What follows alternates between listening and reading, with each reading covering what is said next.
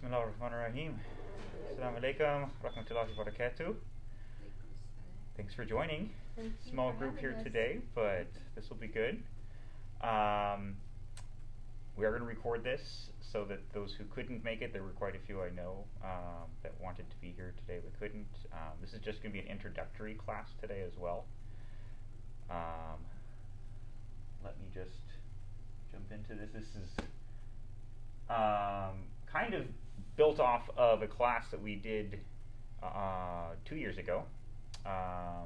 Ramin Rahatsad, our executive secretary, and wonderful brother and dear friend, led a class here and at Bilal Masjid over in Beaverton for about 2 years on this book right here, which is entitled Being Muslim, written by a scholar down in the Bay Area, Asad Tarsim, wonderful brother. And it's a very comprehensive text in the English language for someone who's wanting to learn the basic fundamentals of Islam. It covers everything across the board. So it's very good as a fundamental text. We're only going to actually be covering probably about 3 chapters from this nearly 300-page book. So if people are interested in pursuing more of this after Ramadan, then I think that's something that we would definitely be looking at encouraging. So this is our English text for the class, and I've got a printout here of the Arabic text. This is the Matn al-Ashmawiyah, which is a introductory beginning level text in the Maliki Madhab, which we'll go into all of that a little bit more. So, yeah, class over, here we go. I've divided this up into 4 classes. Today we're just going to cover the introductory material, which is the foundations. What is an Islamic science? What is fiqh? And what we should be kind of knowing as the foundational terminology going into this kind of overview. And then next week, we'll actually start looking at the texts themselves for the most part. Come on in, brother. And we will be studying next week the purification, the tahara, which covers wudu, it covers types of water, covers the ghusl, the bath, tayammum, a few other things as well. So that'll be next week's topic. And then the following week, we'll look at the salah, the prayer. What is the important obligations for that, for it to be valid. And then the week following, we'll look at fasting, and that'll be right before Ramadan begins. And then inshallah, if there's people that are interested, on Saturday, I believe it'll be April 2nd, it's going to be the 29th of Sha'ban. So we're going to probably try to get a group together to go out to the gorge and see if we can sight the crescent, the hilal, for Ramadan, inshallah. So but we'll look at that more as the date approaches us. We got a couple weeks to go still. So yeah, as I was saying, our text is the Arabic text, Matn al-Ashmawiyah. I have an English translation along with the Arabic here. If anyone wants it, I'll actually have you guys take this and pass it around, and I can get copies printed off for next week. And then if anyone is interested in actually getting a copy of the Being Muslim text, this is an overview text. We're only going to be covering probably about 3 chapters from it, but it's a very good basic primer in the English language for all things Islam. I will have these available. You can donate some if you want. I'll have them, but just let me know so I can get an order in for those. So if you want to just put your name down and which copy you would like, and we'll go from there. Do you know if they have that book on Audible? It's a great question. I don't know, but I will find out. Okay? Okay. Yeah, excellent. It's likely, but I'm not 100% certain, so I'll get back to you on that. I can check right now if you want. Go, by all means, go ahead. Okay, Yeah. thank you. So, yeah, I'm going to jump right in. What is knowledge, and what is its purpose?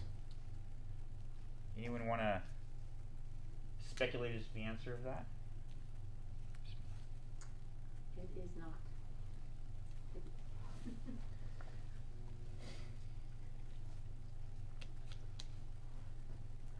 Knowledge, and what is its purpose?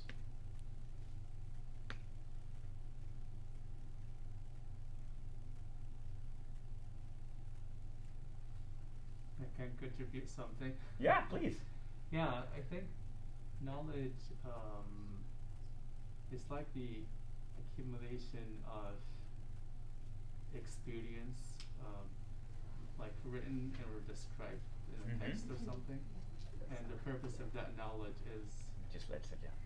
to is to help others not to repeat the same mistakes, or to help them to get to their goals faster than just the experimenting from scratch. Yeah, That's how I think about that's it. great. That's great. I really like that. Does anyone else have a definition to knowledge and its purpose? To raise humanity, to raise and better humankind. The way we see each other, Yeah. it brings forth compassion, empathy, to know another side of things that you may not know otherwise. Mm-hmm. It also, the more knowledge you know, the less you know. It breeds curiosity.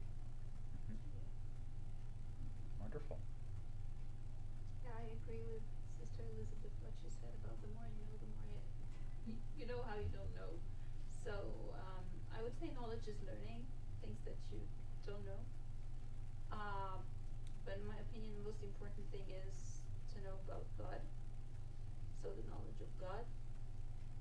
And what its purpose, I would say, to make us be better people and live a better life. And also, it brings us closer to truth.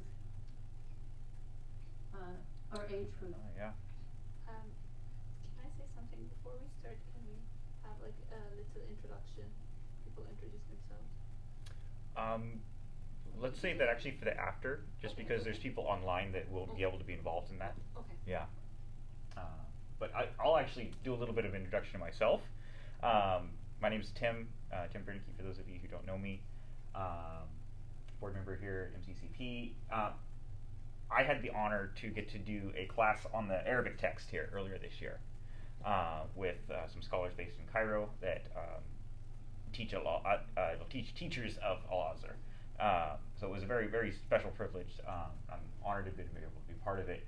This is one of the questions that they asked us at the onset, basically day one. And part of it wasn't just to get an answer from you, it was more just to help you in setting your intentions. Because intentions are very important to knowledge and what you do with knowledge. And its purpose can be very broad. As we know, knowledge is, there's so much different types of knowledge, and we're specifically in this class going to be limiting ourselves to particular types. In fact, particular types of Fardine even, not all of the Fardines that there possibly are. So it's a very important thing to know what you're wanting to do with it and what you intend to get out of it. And I just wanted to share that. So for myself, when I was doing this and here today, just as a reminder for myself, is that the purpose I had in taking the class was to help better my knowledge in terms of leading my family. And that is, for one type of obligation that we have as a Fardine. But in doing so, it's been something that I've noticed has not just helped me in terms of my family, but it's helped me understand, I think, what some of you were saying about learning that life experiences that you gain, some of that knowledge, will help you down the road, or you have a new perspective on things that have happened beforehand after you attain some knowledge. So this has been good for me. One of the things I've been doing particularly in this, and getting ready for this class, was realizing that, as a convert, this is, I think, my 7th Ramadan that I'll be going into, and looking back at my previous Ramadans, I'm like, wow, there's so much that I didn't know about this holy month of Ramadan. So, alhamdulillah. Inshallah, we all learn and we all benefit from this reminder. This here is a quote. The purpose of ilm, which is the Arabic term for knowledge, is to save ourselves and our families from the fire. And this is the definition that was given to us by our sheikh who was teaching the class. Alhamdulillah. And so this is a very important thing to remember as well, that we use knowledge for the purpose of bettering ourselves. I think, like you said, Sister Elizabeth, to better ourselves, but also particularly for the case of what comes after this life, for the fire, to free ourselves from the fire, inshallah. So there are 3 different levels to knowledge. I'm just going to go over these very briefly, just to give you an overview. There's a lot of what this today is going to be kind of introductory stuff and broad aspect knowledge, so that you kind of understand the full scope of what there is in terms of this study, and then we will narrow ourselves further and further as we go throughout this, and especially the next coming weeks. But this is the basic type that we're going to be looking at, is groups of masalas. A masala is an informative statement with evidence. And this is the common thing that you will read in books of fiqh, it's particularly introductory texts. The Ashmawiyah, the Arabic text for this class, that's all it is. It's just masalas. Just basic first level type of knowledge. In many texts, what you will find is that they actually leave off the second part of this statement. It'll be just the informative statement, and it won't even give you the evidence. It's a very common thing, particularly in terms of fatwa books. Books of fatwa, they usually just give the informative statement, which is a type of masala, and they leave off the evidence. So just something to be aware of. So masalas and those who are capable of delivering them, like in terms of a fatwa, that'd be like from a mufti. Those who are at a higher level understand. They understand what is called groups of principles, which generally derive from different schools, which we'll look at here in a minute. So it's the groups of principles to which the masalas return. So all the masalas are coming back to a core group of principles of how they're interpreting the Sharia, the divine law of Allah subhanahu wa ta'ala. And then beyond that is the full mastery, or intuition or mastery, which is a state which allows one to craft a masala. And this is arguably only reserved for the scholars of the past. It's hard to even say with certainty that we have people today who are at this level, sadly. And that is something that the Prophet, he did advise us, is that as time progressed towards the end of days, scholars would become fewer and fewer. So we should hold tight to those that we have, and alhamdulillah, we have some wonderful elders who have, like we were talking about, the experiential knowledge here in this community. And we do have a few scholars as well. They tend to be hidden, but they are scholars among us. Alhamdulillah. Pathways to knowledge. A very important one is reading. Increasing your knowledge can come through reading. And so one of the primary commands we have in the Quran is iqra, right? To read. It also is recite, but it is primarily known as to read too. And this can be in the form of the Quran, of course, but it can also be in the form of reading other books from the scholars, books of any type, particularly. We can even branch outside Islam for our understanding of this. But reading is an extremely important thing. And in terms of reading, reading can also be reading of our surroundings. Readings can be with the eyes, it can be with the other senses, not just through reading of text. So becoming aware of what we observe. I'll actually jump down to this beforehand. This can really go into some of these other statements here. Following a sheikh or a scholar who you understand and who himself understands. This is an important thing for someone that you are hoping to follow and learn from. you want to be able to understand them. It's hard for one to understand, say, if you're just give an example. If you're from Germany, you only speak German, and you're coming to America to learn, and the Americans only speak English. You're going to have a language barrier. It's not going to be easy for you to understand the person that you're trying to learn from.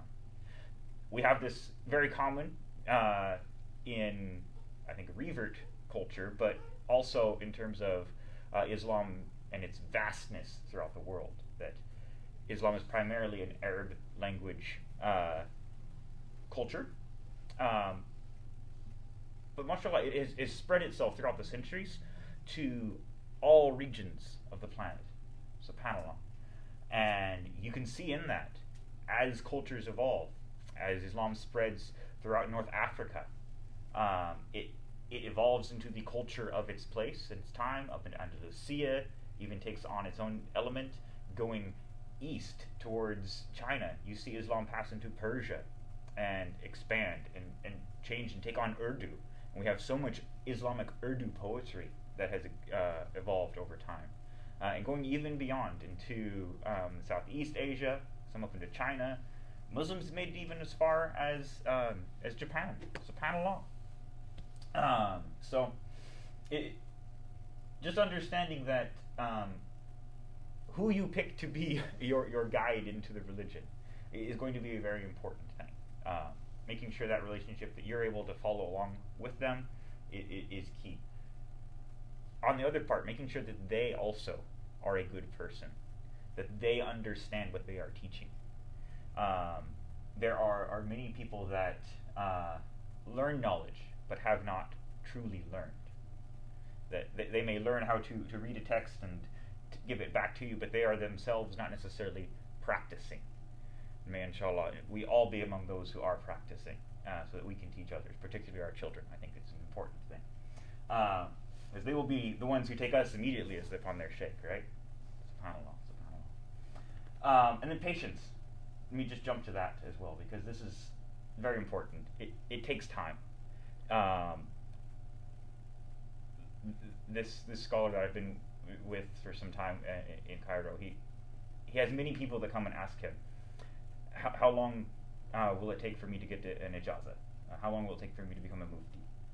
And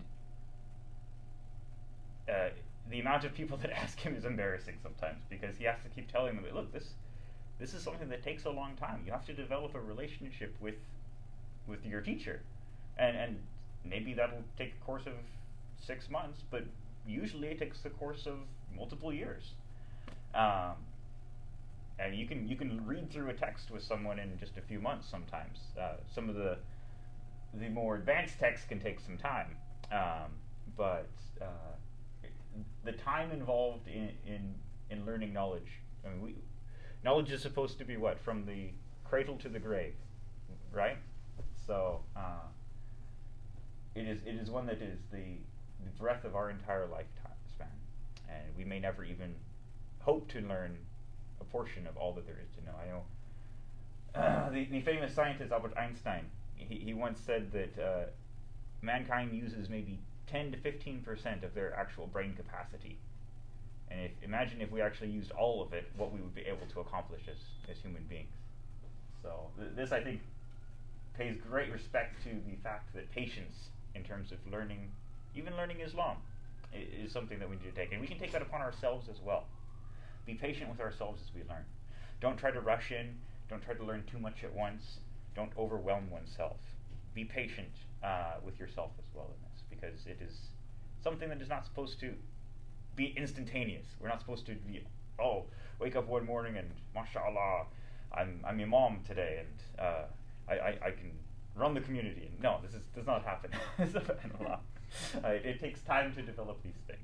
I can barely run my prayer life, let alone a community. Yes, exactly, right? Yeah. SubhanAllah. Categories of knowledge. There are a few categories just to go over. Basically, it breaks down into 3 that you can divide things into. Objective knowledge. This is what we're talking about today. Fiqh, primarily. But can also include things like aqidah, tasawwuf, or tazkiyah is another word for that. Source knowledge, where things actually ultimately come back to, right? Sunnah, Quran, primary text.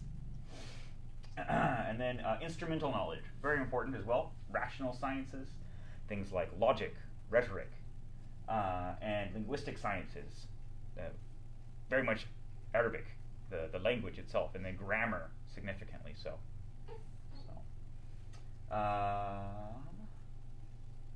Oh, all right. And now this is what we're going to have for today, our foundations. So in the Al-Azhar curriculum, which is one of the oldest curriculums in terms of Islamic sciences and education, I guess that would be the way to put it in terms of Islamic education, holds that there are 10 foundational principles for every science. And they're always the same principles, but for each science, of course, they have their own aspect of how they turn out. So we're going to look today at the 10 foundational principles of Islamic sciences in regards to fiqh. And so these are the principles. It's the definition, the subject, the originator, the sources, the ruling, the benefits, the names, its association in terms of other sciences, its virtue, and its scope. And I am going to ask, if at all possible, write down your questions and hold them till the end, just because there's so much that we're going to try to cover, and we're going to try to finish, inshallah, before Isha. So keep your questions till the end, and then we'll try to answer everything then, inshallah. Okay? All right, so 10 foundations of fiqh. Number 1, the definition. So the definition has 2 parts. It's linguistic definition, and then there's also the Shari definition, which is the divine, that Sharia law is the divine law of Allah subhanahu wa ta'ala. So this is the divine kind of definition from Allah. We have more based off of the Quran. So linguistically, fiqh is understanding. It is kind of as we started class today, what we know. And then the Shari definition is knowledge of physical actions that is acquired from specific proofs. And going back to what we said about the maslas, right? It's a statement here in the case of this time. We're talking particularly statements of action, physical action, active statements. And then, of course, our proofs. Ultimately, as we get to the sources, you'll see where these proofs come from. So, okay, I do have a question. When discussing fiqh, are all of the rulings based on certainty? What do you guys think?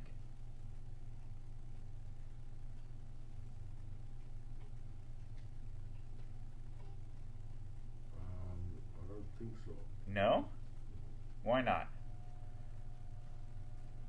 So I would think that maybe things change from the early times of faith, how. Because things change, okay. Yeah, so maybe Yeah. there's room for not to change it, but to alter it. Yeah. I could be wrong, but. Anyone want to challenge Johannes to that? Can I ask a question, Rana? Go ahead. We're gonna. This is a question time. Okay. Yeah. So, is there a precedent that has to be upheld? Are we talking about upholding previous precedents? When we talk about fiqh, like previous rulings that we base our understanding, or can it be challenged by something that is outside of that precedent, making a distinction that changes the certainty of what normally would be the ruling?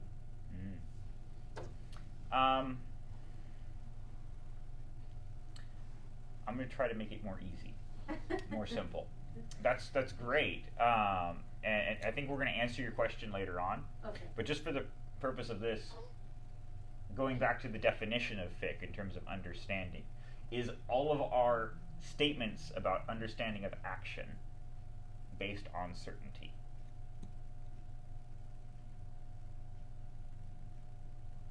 No. Johannes, it's No, correct. Yeah. I'm shaking my head because I still don't understand the Okay. question, I think. Okay. Well, hold your question, Okay. and we'll see if, as we go through it, it answers itself or not. Okay? Inshallah, inshallah. Johannes, you are correct. The answer is no. We do not have everything based off of certainty, and the primary reason for that is a term called ijtihad. Okay? Now, I want to follow back to what you said, because an important thing to notice here is that when we're talking about certainty, and this can be kind of a scary thing sometimes, we're talking about divine commands, right? So, and, you know, Imam says this very well, and I'll try to paraphrase what he says, is that when we're talking about the Sharia law, we're talking about something that is unchangeable. This is the divine law, it's been from day one, and it does not change. When we're talking about fiqh, we're talking about man's interpretation of that. Yeah. And that, as you said, perhaps can change. Right. Yeah. That answered my question. That did great. Yes. MashaAllah, MashaAllah. So ijtihad is the primary way how that works, and ijtihad is independent thinking. Independent thinking can replace the specific proofs when there is no specific proof for something. And this particularly happens as cultures advance. We have technology today. This is something that did not exist at the time of the Prophet, alayhi salatu wasalam. He did not give us any masalas, any rulings about technology. It's not in the Quran, it's not in the Sunnah. So scholars on their own have applied ijtihad in order to address some of the questions with technology that we have today. Just as an example. Okay?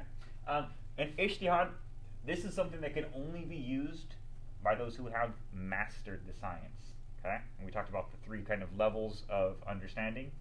Those who can just going off of masalas, which is all we're going to be able to do. Those who look in terms of broader principles, starting to follow a school, understand the logic and the methodology of the school, and then those who have mastered the entire science itself. Okay, so ijtihad is only by those who have mastered the science, and there are very few of those people. Okay. All right, moving on to the subject. The subject is the speech of Allah that is connected with the actions that we take. Okay. So very important is that it is action related, and that's going to cover our scope. So the scope here, fiqh is not concerned with researching the essence of things. We're not so much interested in the deep dived why behind it so much, other than the action form, okay, the active form. And this is primarily to separate it from the science of aqidah. Okay, that's the theology. Fiqh is concerned with actions, whereas in terms of going into the essence, now we're more talking about the belief of things, and that is separate science itself, the science of aqidah. Okay, just to give you some examples here. Here's a masala: the Prophet's lying is haram. Is that a statement of fiqh or a statement of aqidah?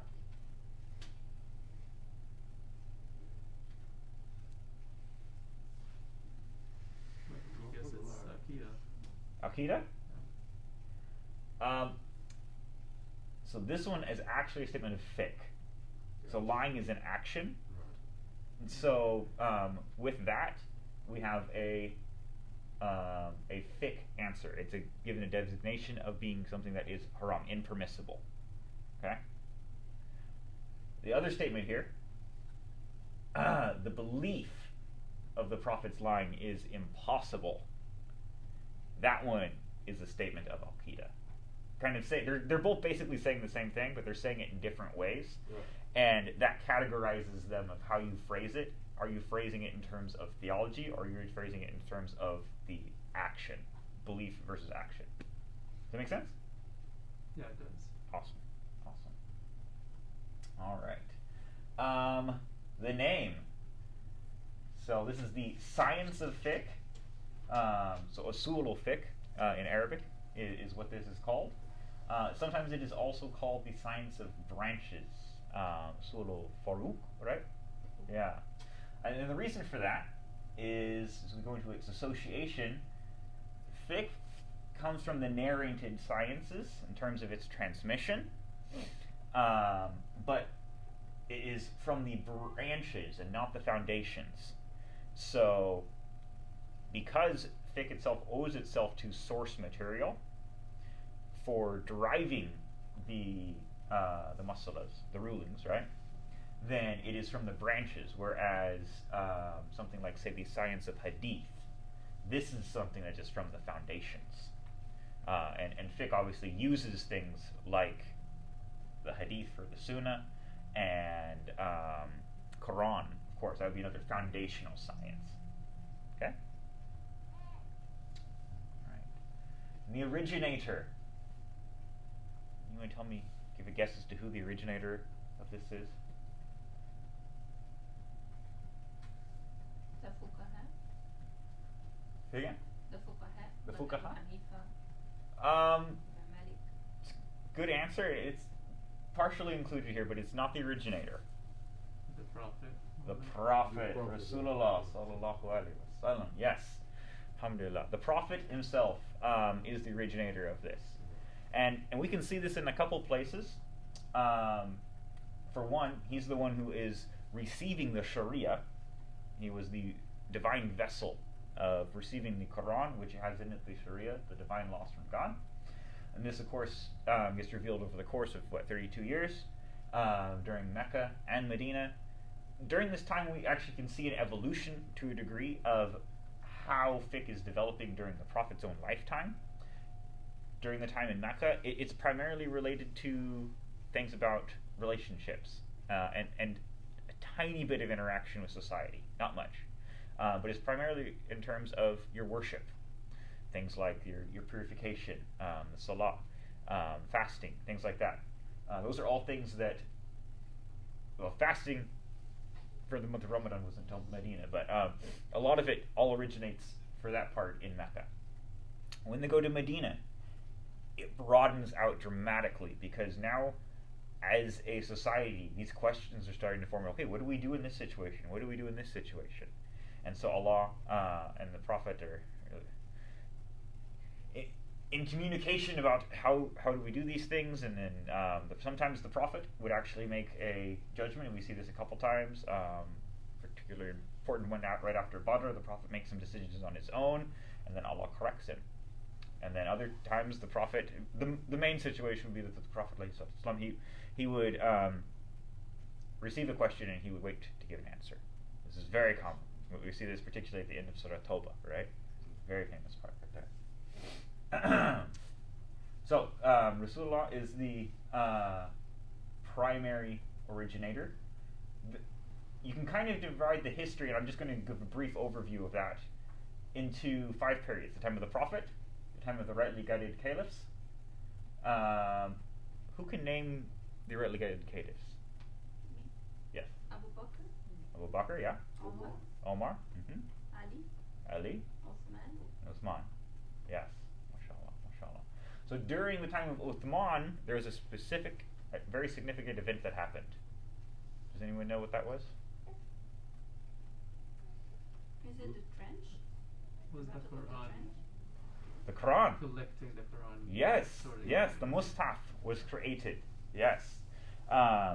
So the Mus'haf was created, and 6 copies were sent to different cities throughout the Muslim world of that time. And those were Mecca, Medina, Kufa, Basra, Sham, kind of the Damascus region, and Misr, Egypt, primary region around being Alexandria and Cairo, there along the upper Nile Delta. The first copy of the Quran is what you said. Yes, yeah, and so with those copies of the Quran, those Mus'hafs that were created from the original ones, which were created from the fragments of everyone having written them down during the time of the Prophet, um, were sent out with scholars to all of these different regions of the Islamic world. And from those scholars, the formation of more ijtihad, as we were talking about, right? The independent reasoning to solve for issues that were developing, because the Prophet's passed on now. We don't have exact guidance from the Prophet, Right. so we're developing, and it's kind of evolving fluidly. And it all happens in these particular 6 cities, right, during the time there after Uthman, subhanAllah. And that leads to the Mujahid Imams, the 4 Imams. They start coming 4 generations after the Prophet, right after the time of the Tabi'in, with Imam Malik in Medina, Abu Hanifa, roughly around the exact same time in Kufa, Imam al-Shafi, who was a student of Imam Malik and also studied under Abu Hanifa, and then went off on his own to Egypt and Misr. And then Ahmad ibn Hanbal, who also studied under, I think, he didn't study under Imam Malik, but he studied under Shafi and Abu Hanifa briefly when he was young. SubhanAllah. And in his in school, formulating around in Baghdad. Ahmed bin So, Hanbal. yeah. Ahmed bin Hanbal. Alhamdulillah. So these are the 4 Mujahid Imams, which are the originators of the 4 Islamic schools of Sunni jurisprudence, the 4 madhhabs, Maliki, Hanafi, Shafi'i, and Hanbali. And all of these are the orthodox Sunni Islam schools of law, legislation that we have today. SubhanAllah. And then the codification of the madhhab, of Sunni Islam. This happened roughly about 3 generations after each of these by their students, collecting all of their texts and their narrations from their teachers and putting them together into different books, which then became kind of the foundational books for those schools, passed down throughout time.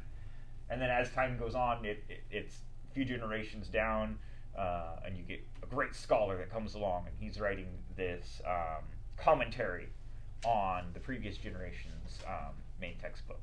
And then it keeps expanding, and in a few more generations you have a commentary on the commentary on the commentary. It keeps going. Kind of long. And then the ta'aliq, which is kind of the closing. There's a strong opinion among the scholars that the gate of ijtihad closed roughly around the 6th century after the Prophet. And that Italy was closed?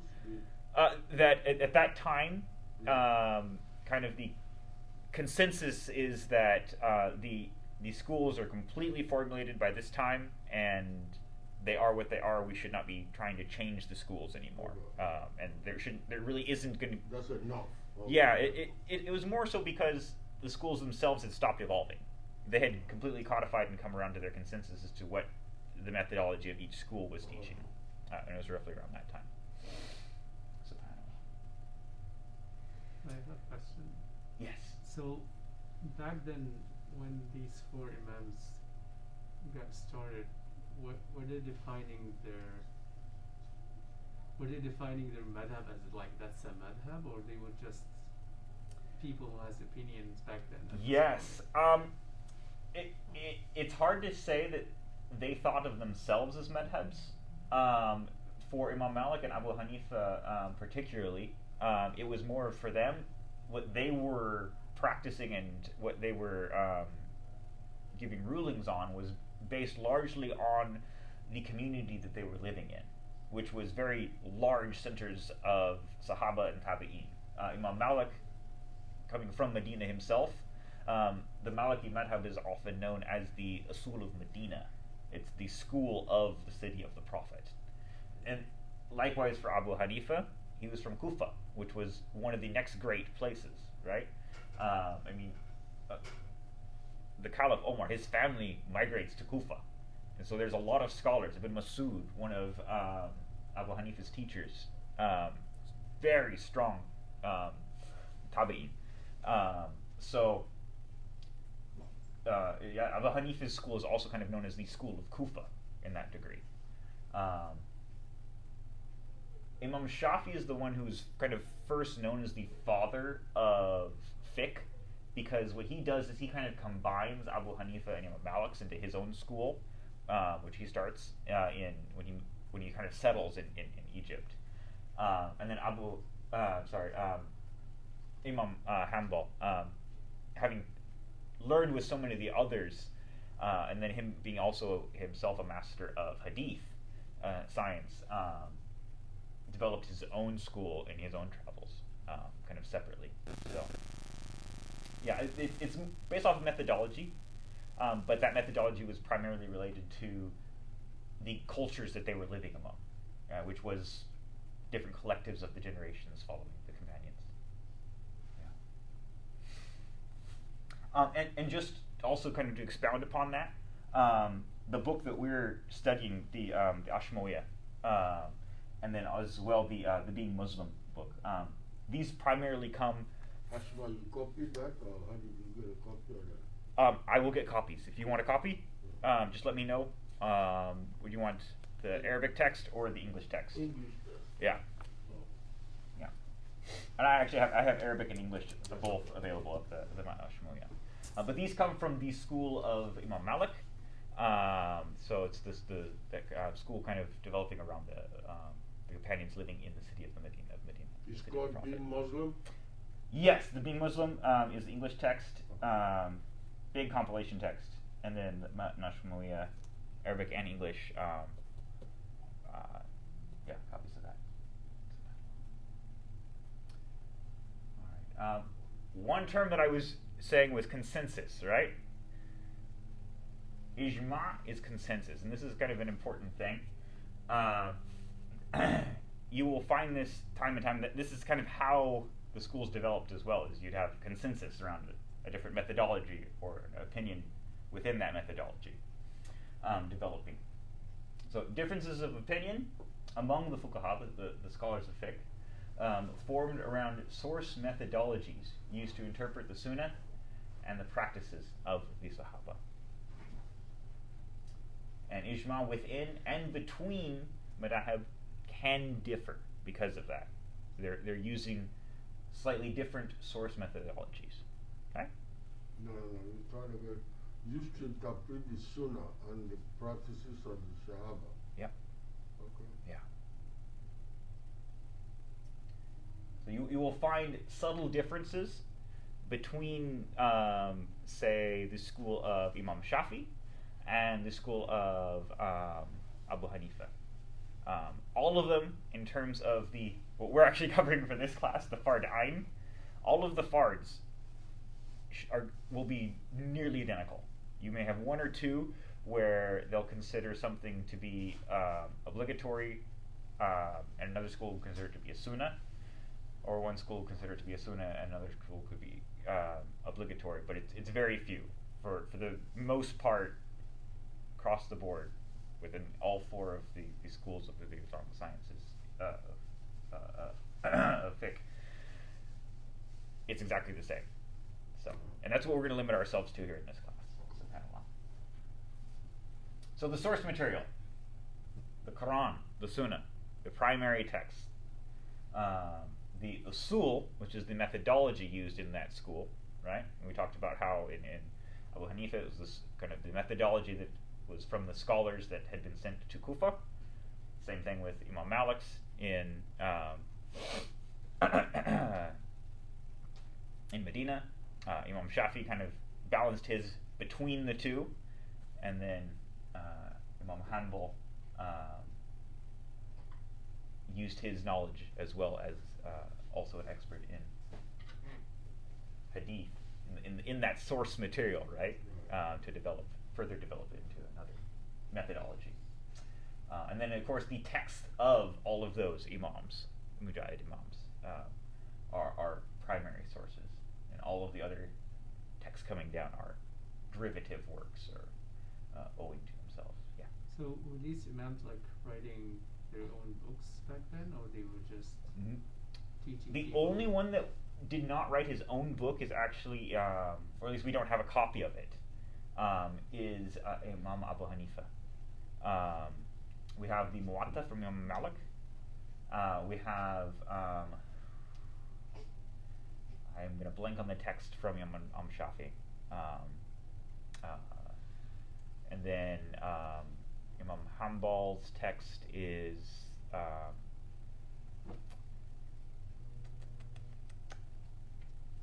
I'm going to blank on the name of it as well. But they did have a text Alright. in their schools. I should have put those up on the slide. My apologies. So yeah, they did. It's a really cool thing, and we have copies. The Muwatta is probably the one we have the most copies of, which is really beautiful. And it's a very difficult text to read because it's so old, and it's surprisingly a really cool thing in terms of if you're looking in terms of beyond Islam here in kind of, you would say, more Orientalist sciences, the study of religious source texts. The Muwatta, along with some of the early source texts of the Quran, are surprisingly more accurate in terms of the chains of transmission coming down, and earlier dating to when their originals at the time of the authors than anything in any other religion. SubhanAllah. It's absolutely amazing. You'll hear Christians talk forever about how accurate their texts are, and Jews will say the same thing. Right. Does not even come close to comparing with what we have in terms of our original source texts for Hadith, for the Quran itself, and for the sciences of fiqh. SubhanAllah. It's absolutely amazing what we have. And this is just an example here in terms of levels of fiqh in terms of studying in one of the madhabs, Maliki madhab, which our text here is from. Ashmawi is a very introductory text, very right down here at the bottom. Ibn Ashur's is a little bit more advanced. And I just want to note one thing on this is that the Ashmawi, all it's covering is what we're talking about in our class. Just the basics of Fard-Ain, which is fiqh for purification, salah, and fasting. That's it. And you might instantly think, wait, that's only 3 of the 5 pillars of Islam, right? The reason the other 2 aren't included, and in here they are included in the next book of Ibn Ashur, Zakat and Hajj, right? Is because not everyone is eligible to go on those. Not everyone is financially eligible to pay zakat. Not everyone is financially eligible to be able to participate in going on Hajj. And so the scholars separated them in how they taught, and they wouldn't include zakat and Hajj in terms of Fard-Ain because they're not obligatory upon every Muslim. Does that make sense? Yes. Cool. If you go back up into kind of stepping up the ladder here, you've got the Risala next, and then the Muqtasar of Imam Khalil and Ibn al-Hajjaj. And these are all commentaries on the Muwatta, which is Imam Malik's text.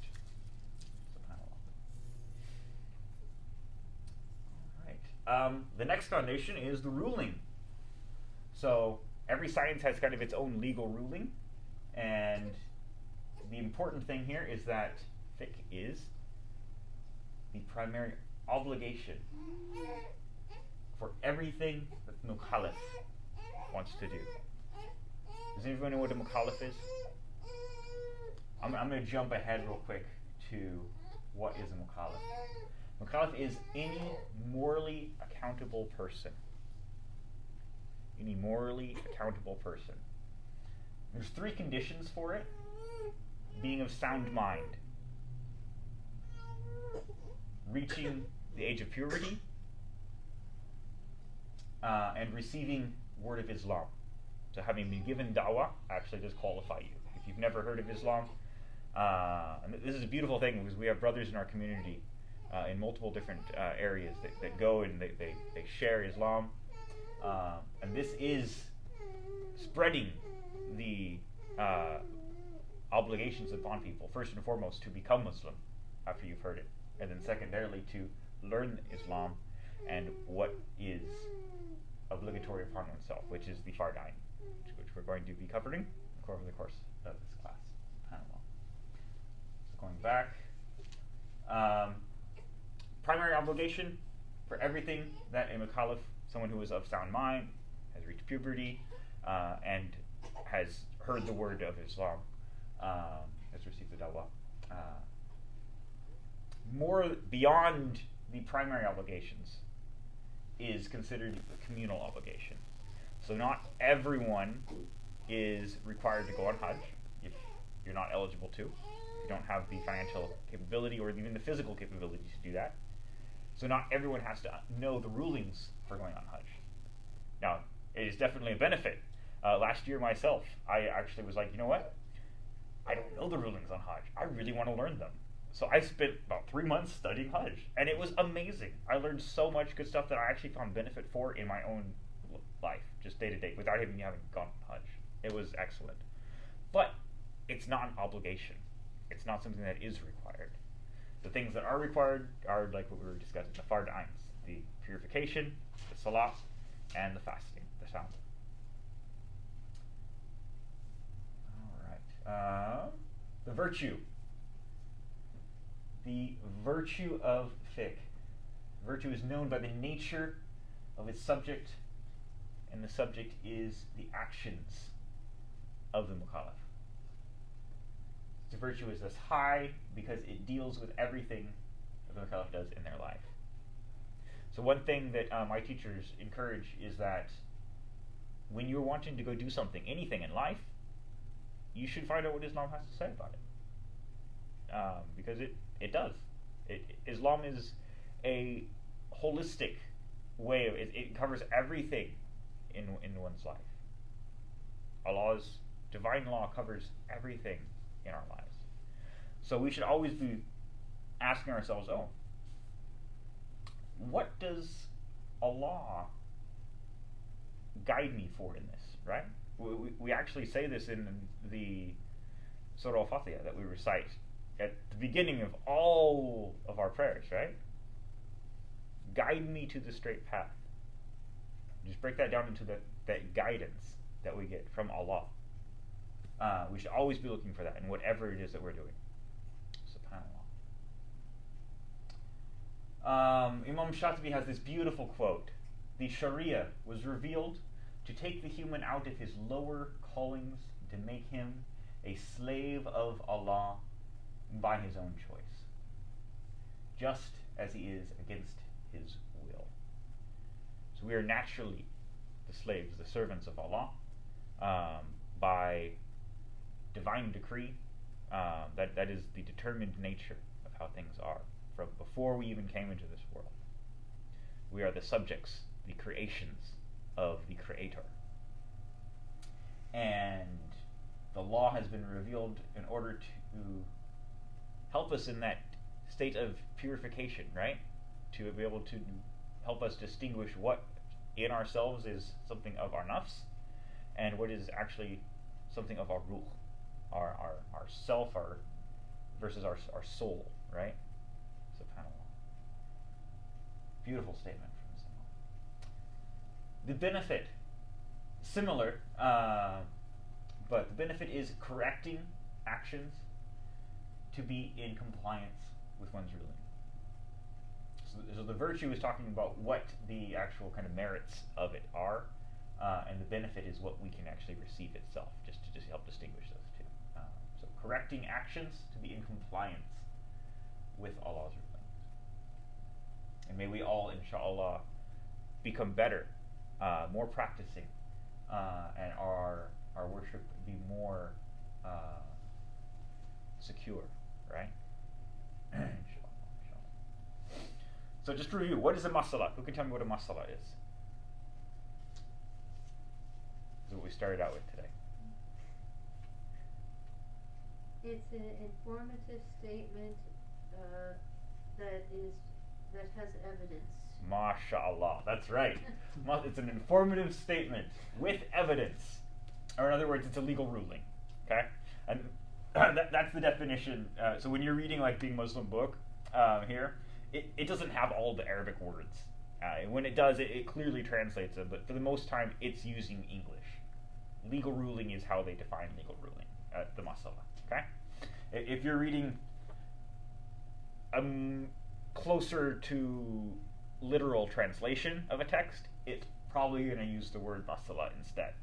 It's just going to transliterate it instead of translate it into something else. So I just wanted to make sure we all understood what this was, just between going back and forth between these. Masalas themselves can further be classified as either fard ain, individual, or fard kifaya, communal. Okay? And there are 5 categories of types of actions. Again, we're going to be sticking with the fards here. That's the top one. So, example of a fard, fasting in Ramadan, right? Below that, you have that as what is recommended. Let me just give the Arabic for these as well. Mustahab, right? Tarawih prayers. This is kind of one of the famous things that happens during Ramadan, other than the fasting itself. Iftar is probably as well. But Tarawih is not obligatory. It is definitely recommended, but it is not obligatory. In fact, one thing that should be noted is that if one has missed prayers, it is actually an obligation to make up those prayers before doing Tarawih. So if that is something that has happened, and for some of us that can be the case, please try to prioritize what is obligatory over what is recommended. As beautiful as it is to come to the congregation and to pray the Tarawih, and there are different ways of doing the Tarawih, but making up missed prayers is a fard ain. It is an obligation over that of the Tarawih for Ramadan. The third level down, that is what is permissible, okay? And that's the mubah. So for the mubah, the permissible things, eating your best dessert after iftar. That's an example of something that is permissible.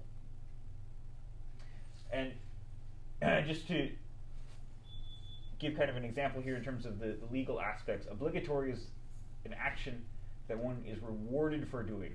However, if one does not do it, then one is deserving of punishment, regardless of whether Allah subhanahu wa ta'ala, the most forgiving, punishes them or forgives them.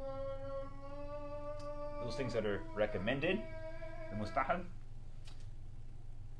those actions are those that one is rewarded for doing, but is not punished if you depart from doing them. Although many scholars will say that once you start doing a sunnah, that's another word for it, the recommended things, the sunnahs. Once one starts doing the sunnahs, the recommended actions, one should do their best not to depart from doing them. Although one would not incur a sin for that.